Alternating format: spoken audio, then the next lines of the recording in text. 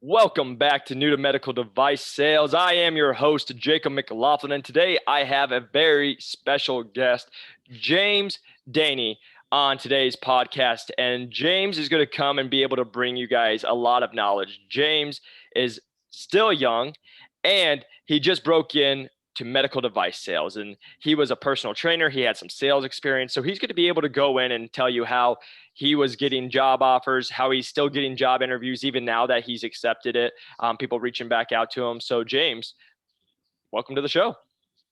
Jacob, it's a pleasure to be here. I've been following you for some time and, came across your TikTok first of all. And that's where I was like, this page is unique. There's a bunch of stuff on TikTok, and this was something that was really applicable in my life at the time. And as I followed you on Instagram, and you actually had reached out to me first, short few days after I actually followed you. So we connected there, and you suggested go to the podcast. And then from the podcast, I went to the ebook. And I'll be honest, anybody that is breaking into medical device sales and you need quick knowledge that you can absorb and it's easy to apply, I'm gonna tell you this ebook, it was the best money I ever spent. Jacob, you probably got to raise your prices because that stuff is definitely worth it. I appreciate it, man. Yeah, that is so great to hear. And that's the fun part of just hearing your story and other people's story. A lot of people who are getting the ebook, they're breaking in, and I just tell people, it's just, you guys are the ones doing the work. This is just what I tried. But again, you're the ones putting in the hard work, and you stand out. And so congratulations first off to you. So I appreciate that you give me a plug, but again, don't take the credit. This is you, man. It's all you that did it. So congratulations. Yeah, man. So kind of give us a little bit of background about yourself, James, what you were doing before you thought about medical device sales, and then we'll kind of dive into it. Of course, Jacob. Just to kind of give you a backtrack, I'll start from now back and then work our way back over here. But recently graduated from a small 4-year university, a west suburb here of Chicago, and then kind of taking it back to sophomore year of college. I was at that phase in life where it's like, oh yeah, what do I want to do? I was working as a physical therapy tech at a few different physical therapy clinics around the area. I'm sure most people have heard of the Athleticos and IV rehabs and all those sorts. And I was like, ooh, what do I want to do? And I wanted something different in life. Much respect for physical therapists. My girlfriend's in PT school. Her mom's a PT. I have a lot of other mentors in life who are still PTs, own physical therapy businesses. But I wanted something a little bit more freedom and, kind of that drive. And obviously, everybody knows the money that comes with it. But somebody that I worked with, her husband had worked for Stryker, and he'd been with Stryker for a few years. And Stryker was always this company that was on my mind. And I was like, oh, what is medical device sales? What is this like? And, she actually told me, oh yeah, this would be something that you could do if, PT school didn't work out for you. I'm like, really? Okay, whatever. Being a 20-year-old kid, you're 19 at that time, I didn't really know. And after that, I was like, let me get into personal training. And I know you had a personal training background as well. And I started working at a gym who charged $280 for a membership. Between me and you and everybody who's listening, everybody knows that even Lifetime Fitness doesn't even charge $280. Yep. And this was a very, personalized one-on-one boot camp style gym, small group fitnesses, and one-on-one conversations had to happen. You had to make sure that people kept coming back. I mean, and this was right after the pandemic that started, April, May, right when gyms started reopening. It was, people were still scared. People were still hesitant. Everybody had their own personal choices if they wanted to come in. They really wanted to test the waters. Is this gym safe? Some people cared, some didn't. And, the gym owners started running some Facebook ads to increase client acquisition, which obviously means more revenue and commission for me. And I was like, all right, cool. Let me cold call these people. And, realized really early on that you couldn't tell someone when they asked you, so what do you charge? I mean, people get scared. They're like, yeah, I'm not interested. And, they hang up the phone and they fall off the face of the earth. Yep. I was like, well, okay, what do? I had to improvise really, really quick. And I started having good experience with, closing some deals, getting people into memberships and maintaining that. And even from a personal training standpoint of increasing my, let's just say, frequency of visits or sessions for one of my clients. And it was like, okay, this is pretty easy to do.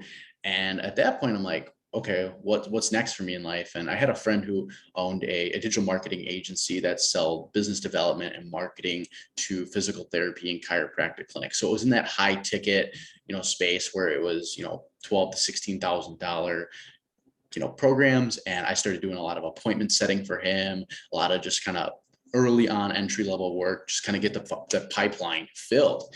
And that's when I was really falling in love with the sales aspect. And that whole time, I was now a senior in college, and I was like, well, is medical sales still out there? What about Stryker? And I knew of another family friend that had worked for Stryker up in Fargo, North Dakota. And if anybody knows Kyle Nash, fantastic individual, has been with them for 6 years, and just he's had himself a career. And so I knew of him, and through senior year of college, I continued to have that B2B sales role that I did and continue to crush it. And that was and that's what I'm going to give advice to people right now is breaking into medical sales. Whatever you're doing right now, whether that's sales or not sales, crush it.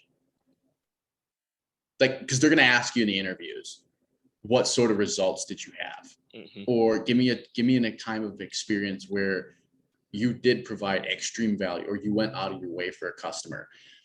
And that was key. And even from a resume standpoint, include KPIs, whether that be non-sales or sales related, show them what you did in terms of a number standpoint, so they can really judge it, and allow them to ask you questions. Don't be afraid when questions are asked to you in their interview process, especially from a younger side. I mean, there's people who are breaking in who are 30, 35, 40 years old. Obviously they've been through interviews, but someone who's my age, being only 22, I really didn't have a lot of interview experience, let alone with a big competitive company where I was going to be tossed in and gone through the gauntlet of, having 4 interviews Tuesday, Wednesday, Thursday, Friday, and have to hard close every single one in that interview process. And earlier this summer, I was kind of exploring opportunities. I was like, all right, I've had this role now for a year. What else is there for me? I knew that medical device sales was out there. I knew that there was the Strykers, the Medlines, Abbott, all these different companies out there. I'm like, let's just kind of dabble with it. My girlfriend actually posed a question to me of hey, is this something you still want to do? I'm like, yeah, let's do it. And that's when I kind of put my foot forward and reached out to the friend that I had at Stryker, who I mentioned to you that I knew for 2-3 years prior. He's in the Mako division at Stryker. Mm-hmm. And he's done fantastic, grabbed drinks with him, asked him questions about, breaking in. And he was like, yeah, use LinkedIn, but you got to stand out. Yep. Oh, that's what I was, a good point. And that's when I saw your podcast and the ebook. I'm like, wait, how can I still use LinkedIn but stand out? Because everyone's using LinkedIn. Exactly. Yeah. And I tell people all the time that was my only thing. Everyone's like, where did you go? LinkedIn. I don't say anything else. That's the place I lived. Yeah. And so I was like, okay, I talked to him, and I talked to another, this is a weird story. It's actually my sister's ex-boyfriend's dad, who worked for Merit Medical, and he's probably in his 50s. So he's got a lot of experience. He's worked for Stryker, Medtronics, and he said the same thing. Use LinkedIn, but stand out. And then I talked to the other friend that I had up in Fargo, and he said the same exact thing. Use LinkedIn, but you got to stand out. And I was really struggling. I was like, what in the world am I going to do to stand out? And then I talked to another individual before I even was doing the cold messaging on LinkedIn. Another individual that I came across worked for Stryker for 15 years in their emergency care. And he goes, yeah, if you want to stand out, you got to close these interviews. And I was like, oh, like closing the deal that I would do at my other job. And he goes, yeah, because you're going to get objections and you got to learn how to handle them. Yep. And that's when I was like, all right, time to put the foot down. I just literally went all in on LinkedIn. I'd be messaging people at 5:30 in the morning because I had no other time to do it. Yep. Hey, I feel that, buddy. And I definitely missed out on opportunities because I was working a full-time sales role. That was to manage breaking in and a full-time sales role. Everybody knows any sales role is not going to be, you're 7 to 3 and you're done. I mean, unless you've been in the game for a while and, you probably got some relationships and, you got some skin in the game. But at our young age, it's the work, and it was the balance. And I missed out on opportunities as some of these guys would reply and they're like, hey, call me today at noon. And I just couldn't do it. And I had to apologize to them. And, obviously it never worked out. But it was when the people did say, oh yeah, let's talk. It was always about okay, what time works for you? Do mornings or afternoons work best? It was almost like setting an appointment as an actual rep. And for anybody breaking into the industry, I will give advice. I'm going to say right now, if you want to sit here and just apply to a bunch of jobs on Indeed and LinkedIn and cross your fingers and, sit back and go play Xbox or whatever you want to do in your free time, this isn't for you. Yep. 100%. Stop right now, take the shoes off and go home. Like, just like do it. I'm going to say that as bluntly as possible. Just stop. Yeah, no, you're 100% right, right? Like I've said this on the podcast a million times. So there's computer systems. If you don't have what they're looking for, you're getting knocked out, right? And this is why I say a million times on the podcast, it's not what you know, it's who you know, right? You got to show that you're able to do the job to get the job. And what you're saying right now is the biggest standout time is when I'm setting up lunches, when I'm setting up meetings with doctors. I have to set up a time so we are both have it on our schedule, and I'm there on time. I'm there before ahead of time, right? Because that's the biggest tell sign. And even for myself, I can tell who's serious about it. Cause like myself, when I set up a call at 8 a.m. and then you're like, oh, that's 8 a.m. Eastern, I'm in Mountain time. I got to get up at 5 a.m. for that call. So I'm getting up at 4:45 for that call, someone on Eastern time, right? But you are making that call on time compared to, I've had people even through this podcast, they'll be like, I'll call you at 9 and they call me at 9:45. Yeah. And then they act like nothing's wrong. They don't apologize. They're just going, you will not break in. If you call me after 5 minutes after, even like I tell people, you have to be on the ball, because when you call late, you just gave me a reason why I should never hire you, talk to you, anything. And when you have, like yourself, when we're talking about this, when you have thousands of people applying for a job, they're just looking for reasons to throw your resume out. So that's why James is 100% right. You guys, whoever's listening, you guys have to be go-getters. And we talk about this all the time. This isn't a job for the people who want to hang out, get a 9 to 5, make hundreds of thousands of dollars without hanging or without doing the work. Because let me just tell you, and I've gone on these rants before, you're not going to earn above average pay for an average work ethic, right? It just doesn't happen. If you want, like, if I say this all the time, I think the average right now in America is $62,000, right? If you're trying to make more than that, if you're trying to make $100,000, you're going to be working twice as hard, if not harder, to get that 100,000 more than the 62, right? So that's just something to think about. Like, everybody hears medical device sales, they hear hanging out with doctors, they hear being able to make a good living, but they want to know, like, one of the first, when I get this question, I already know you should just quit and you should go work some office job, is when the first thing they ask me, how much vacation time I get. When you get that question right away, you're just already looking for the cop out. This is not your job. Right. So James is a perfect example. You just have to be hungry. You're willing to go. And then also you have to just reach out to a lot of people, and some of them are going to work and some of them aren't. Bingo. Like, I messaged from my process from the offer that I accepted to actually deciding to break in was 8 weeks. And most people aren't having that short amount of time. I've talked to several reps where they've had their process of like 12 to 16 months. Yeah. And it was a challenge to do that. And in that time, I messaged over 500 people and talked to around 4 dozen. So it was like 48, 49 people that I had on my Excel sheet. And it was like a scrambled mess CRM. Like, everything was color coded, like who's from Chicago, who's from different territories, possible relocations, who knew who. Because that's what I realized when I started messaging these people. A lot of these people knew other people. Yep. And like, I connected with a girl out in Charlotte who connected me with a guy in Grand Rapids, Michigan, and his girlfriend and my girlfriend went to high school together. Like, it was the smallest world. And that's where it was like every single person I talked to, find out what they liked, what they didn't like, what advice they would give me. And more importantly, like, find out their process. Yep. Because it was like taking little bits of nuggets from every single person of breaking in. And what was funny, the job that I actually got wasn't even from someone from LinkedIn. It was somebody that I knew at Medline. So I'll be starting with Medline on October 4th. And I was talking to some family, and, just to be honest for the listeners here, my dad, he passed away in 2004. And when he was alive, his boss at that time now worked for Medline. And I was like, I need to get in touch with Jay. Let's see what Jay's up to. Message Jay, he's on the logistics side, and got the connection, got the interview. And then that's what led me to, I had some phone interviews with MySonics and Stryker for some different roles, and had another one with Zimmer as well. And that's where I was like going through the Medline. It was the recruiter, and then my immediate boss, and then his boss, and then another manager that I'd be working with. And then after that, it was the division president, and then it was the HR director, another division president, and then the VP of sales. And that interview process was tough. And the way I stood out was the hard close. And there was a 3-step approach that I took with every single person. And it wasn't like just saying, hey, can I please have this job? Yep. It was like at the end of every interview, I went in like, hey, is it cool if, I have 3 more questions and then we'd be good?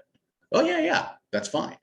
And it was, is there anything I have or have not said that would prevent me from moving forward? Each time they said, nope, no red flags. Since there's no red flags, is it safe to say that I have your vote? Yeah, you got my vote. Now, since I have your vote, can I please have this job?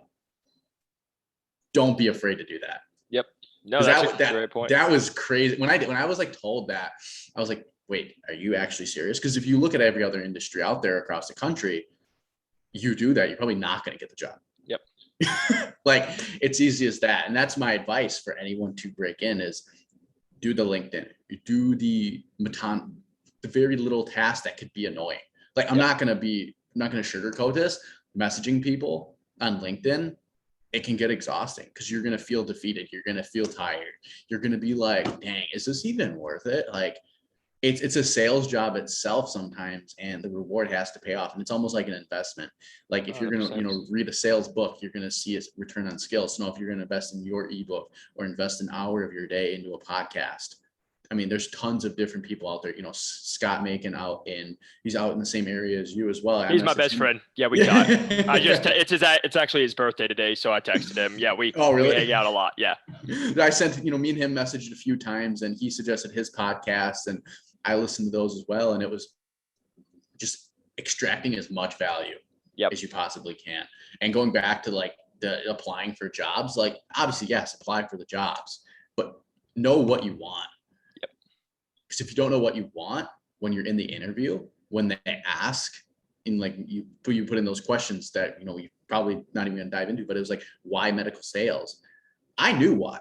And that was to help people at a larger scale. And you've said this in the past, you don't know who's in the operating room or who's the patient. And we are responsible for making sure that we get the product in the hands of these doctors and surgeons so that we're helping someone's aunt, wife, uncle, doctor, sister, grandmother fix whatever.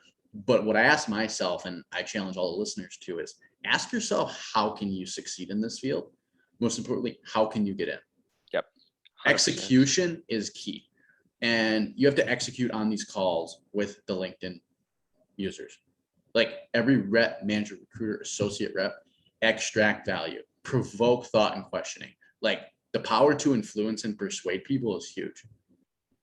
100%. And because that's your job, right? Exactly. Yeah. Yeah, and that's the one thing I want to touch on for right now. James went into so much detail for you guys. Like, again, go back, re-listen to it because he's 100% right on everything. But the thing I want you guys to take away is, like James made the comment, sometimes it can get boring or it can be a lot to keep doing this, right? I try to tell everybody this is why it's super important.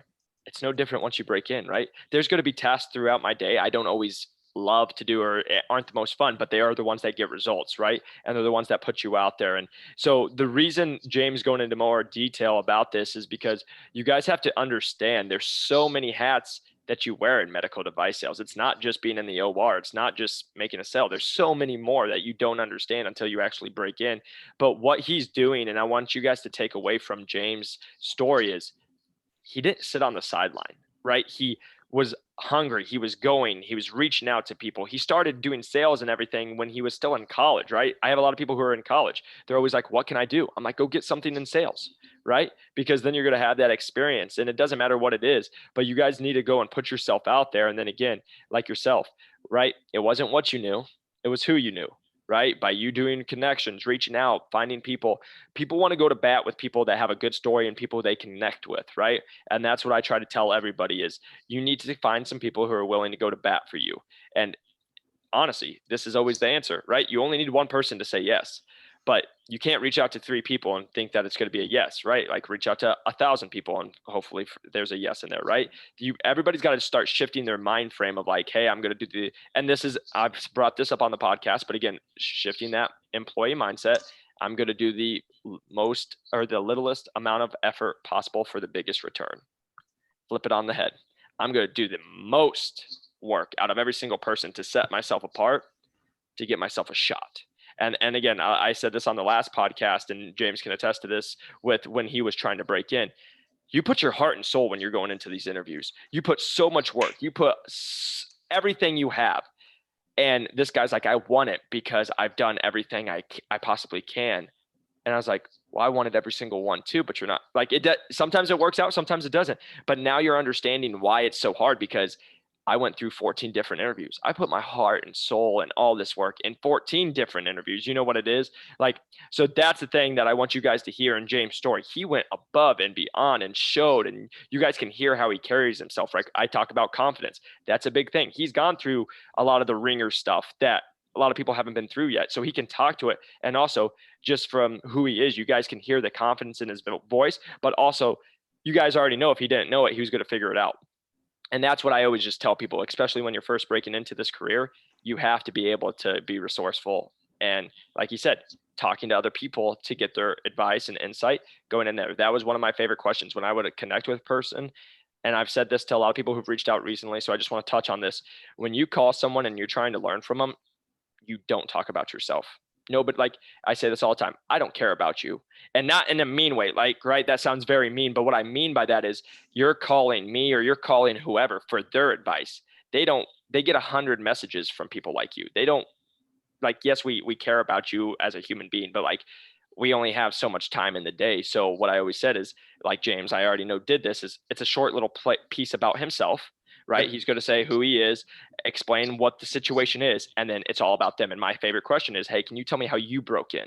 Yep. Right now you can take and learn from them, and they're going to tell you exactly what they did, and they're learning or teaching you, which they already like. And then by the end of it, right, if you ask them what they did, you compliment how they broke in, you take some pieces away, ask their advice, right, all that. Then by the end of it, they get off the phone and they're like, man, that James guy's a pretty cool dude. And you know why? Because James just sat there and listened and let them talk about themselves the whole time. Exactly what it is. It's like, followed your ebook, literally outlined it, what you should be doing to a T. And that's why it was so just easy to absorb. Like, let's do this like step by step by step. And I bought that, read through that thing in a night, and I'm like, I got to work. But like when you're talking on the phone with these people, you have to have confidence because, like you say, and everybody else in the industry says, it's not what you know, it's who you know. And most importantly, if you hop on these calls with timidness or like being scared, like you've never talked to a stranger in your life, you don't know who they know. Yep. That word travels. Like there was a role that I was, interested in, and I actually talked to 7 different reps that all reported to the same regional manager. And that was like huge, like kind of breaking the ice. 100%. You got to bring that same energy to each person, even transferring companies as well. Yep. And I say that because for myself, right, I talked to 8 people out of a 12-person team. They knew me. I had each person go to bat for me, right? And they all could speak to me, and the manager knew who I was. And that's how I got the position I'm in now. But yeah, to James' point, right, I'm always just as blunt as I can be, right? I try to be as nice as I can. But, I have talked to people, and I'm like, from our conversation, I don't have any hiring power, right? But from our conversation, I want to hire you. I wouldn't move you on to a next round if I was interviewing you. I've said that to people on the phone, because if you're coming in scared, if you're coming in like asking me questions, oh my gosh, I don't know if I could do that. Why would I want you on my team? Why would I want to reach out to somebody on your behalf if you're like, the number one thing is everybody knows I came in as a full line sales rep instead of an associate sales rep. The amount of times I hear, oh my gosh, I don't know if I could do that. I don't think you should do this job then. Because if you're that scared, I don't want you on my team, because now I'm going to have to hold your hand. And now when a doctor yells at you, you're going to come crying to me. Suck it up, buttercup. Like we all get yelled at, right? Like that's just like the truth reality of it. So the reason I'm saying this to everybody, again, not to try to be mean to you guys or be rude, but it's just the honest truth, because there's so many killers out there. And like for James, you're going up against James. You're going up against myself. If you have any weakness, I'm going to crush you. Right? Like that's just what it is. And there's the small egotistical part of, and it's not even egotistical. It's the confidence of belief in yourself. Like I had a bunch of people tell me I wasn't going to make it. I wasn't going to break in. I said, thank you so much for your feedback. And in my head, I was like, screw you. You don't know me. Right? Like that's the point of confidence you guys have to get to. And so James is speaking 100% right to everybody that's listening, is you guys have to have this unfound confidence that you get by doing the work. But you need to be able to connect. You never know who somebody knows. And I wanted to touch on that. I have people listen to my podcast, they'll reach out to other people. And I know a good amount of people in the podcast or in the medical device sales world now. And they'll be like, what do you think? I can tell when someone's going to break in within 2 minutes if they're not, by just talking to them. Mm-hmm. Because I can hear the hunger, I can hear the confidence, I can hear just that go-getter mentality, or I hear the, poor me, oh my gosh, I can't get it, I'm scared, or oh, it's so hard, right? And that's just the truth. And then people will reach out to me. And just so you guys know, again, I don't have any hiring influence, but I literally just last month, I had a regional manager who's been in for 25 years, never talked to him. Somehow he got my phone number, called me about it. Somebody who I had networked with asked me what he should do. And I was able to talk him into not giving this person a position to having him in the final two of the interview because of my influence, because that person who I talked to stood out to me, right? And if you were a person who did not stand out to me, first off, I wouldn't have known your name when he asked me who you were. And B, I would have been like, hey, just being honest, I don't know if you should go for this because it's my name on the line at that point. And I'm not going to just put anybody out there. So again, I want you guys to listen to what James is saying about being a go-getter, going and doing everything and going above and beyond, because now, again, we always just say, you see who's getting the job offers.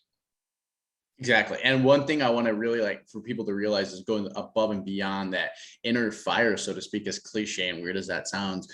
Somebody that I know, in my life is a sales manager for a company in the material handling industry. So completely different, but obviously up there in terms of, revenue wise and success for reps. And he's like, you can have an engineer and you can have a sales rep. You can be an average engineer and still make average and be cool. But as soon as you go to average engineer to an average engineer salary, that's what it is. But as soon as you start acting average as a sales rep, something's going to reflect. And everybody here knows exactly what that means is as soon as you go from your energy from high to low, people pick up on it. And you got to carry that just drive. And that's what breaking in days will suck. It'll be annoying. There will be weeks where you just don't get replies from, the 50 messages that you sent out. And that's just the way it's going to be. But if you're not being as sharp as attack each and every call and just listening and asking the right questions, it's just like closing a deal. You got to ask the right questions. Yep. And like we talk about a million times on this podcast, welcome to the roller coaster, right? You're going to have days that you're on the highs, that you just got called about an interview, and you're going to have days where it's low. 3 days later, nobody's responded back to you. The interview you had, they just called you back and said they took another candidate they already had through the process. Now you're back to square one and you're 2.5 months in, right? And you're like, gosh, this is hard, right? It's no different than my sales right now. I tell people all the time, COVID's coming back. Yeah. I'm riding a high wave, and then it's like COVID hits almost all of them down. I'm getting calls, where's this revenue? Where's the money at, right? Like it's no different than once you guys break in. So again, James has put so much knowledge out there for you guys. Please just go back and listen to this again, because James hit on everything that you guys need to break in. And James, I just want to thank you for giving that to our listeners, because again, you went into a great amount of detail for everybody to see why they should break in, what they should do. But I know people are going to reach out because you have this energy. You show that why you are breaking in, right? And it's awesome to see. But what advice, if somebody's going to reach out and be like, James, I want to ask, what can I do to stand out, or what can I do to break into medical device sales? What's your best advice to anybody? And I mean, with sales experience, no sales experience, because as we know, yes, some people matter with sales experience, some don't. But what's your advice to, hey, if you're reaching out to me and you want to break in, what am I going to say to you? To be specific, like you said, obviously ask the right questions. But what I'm going to tell people, regardless if they're talking to me or talking to somebody else, the whole process is you design it. You need to remember, what kind of picture do you want at the end? Do you want to have something that takes a while, or do you want something that's efficient? Like, let the people know like who you are. It's like, sell yourself, but don't give that drawn out like 5-minute elevator pitch. Like, let's just say if we reverse roles and Jacob wanted to, you wanted to come to me and say, hey, blah, blah, blah, I want to break into medical. I would love to know about you, because I want to know in 2 to 3 minutes if I should go talk to XYZ person I know in the city that you're located in. Because everybody knows everybody, but they're not going to tell you that they know everybody. This industry is big, but it's also very, very small.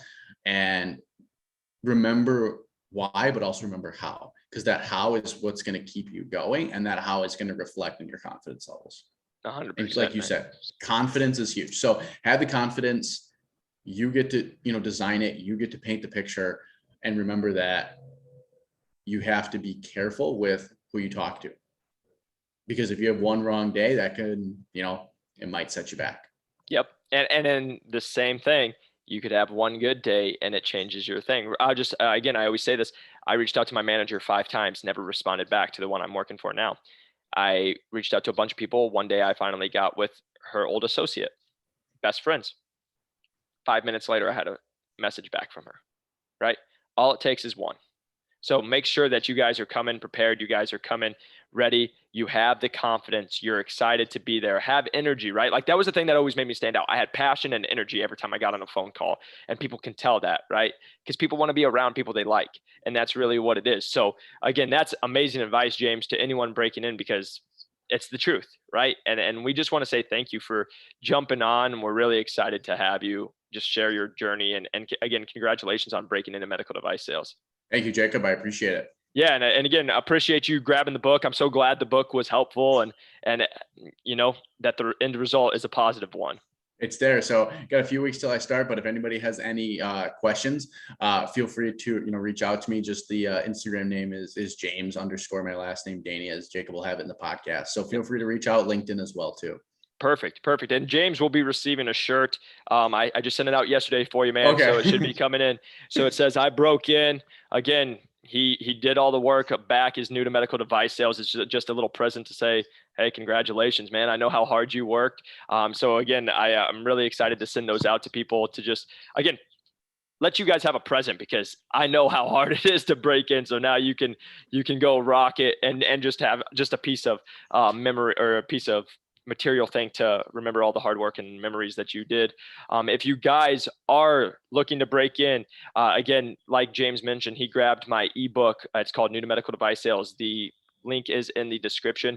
That's where I just go in and go over how I broke in, everything I did, from how I messaged on LinkedIn, how I found people on LinkedIn, my business plan, my 30, 60, 90-day plan, everything I did to set myself apart to break into this industry and get 4 job offers from top 30 medical device sale companies with no previous sales experience. If you guys haven't, pressed that like and subscribe button so we can continue to grow this and reach more people in this amazing industry. If you guys want to reach out, like James said, where he found me, TikTok, Instagram, New to Medical Device Sales. I'm on there. I try to post weekly content. Also, you guys can reach out to me on LinkedIn. Again, I always get back to everybody who messaged me. Sometimes it can be a little bit, but I just try to help as many people, because that's the goal, right? There's more than enough jobs. My goal is just to get everybody to have the dream job and dream life that they want to. But again, just make sure you guys always come prepared, that you guys have everything you need to make yourself stand out. So again, I appreciate everybody who listens to this podcast. I appreciate everybody who takes time to listen and learn. If you guys can share this with somebody who's interested in breaking into medical device sales, again, it just helps us grow this channel to, again, just get it more out there. And again, James, congratulations on breaking in, and thank you so much for your time today. No problem, Jacob. Thank you for allowing me to be on here and share some insight. Thank you. Peace.